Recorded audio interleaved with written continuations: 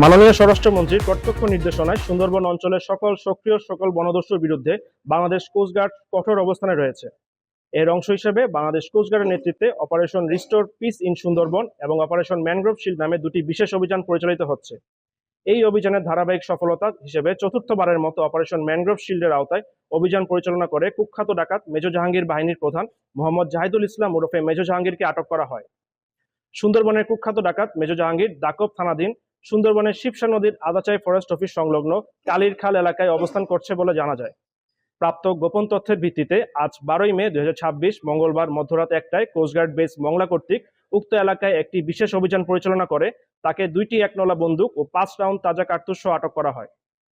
আটককৃত ডাকাত মোহাম্মদ জাহিদুল ইসলাম ওরফে মেজর জাহাঙ্গীর নড়াইল জেলার নড়াগাতি থানার বাসিন্দা। সে দীর্ঘদিন যাবৎ এ বাহিনীর প্রধান হিসেবে সুন্দরবনের ডাকাতি ও সাধারণ জেলেদের জিম্মি করে মুক্তিপণ আদায় করে আসছিল।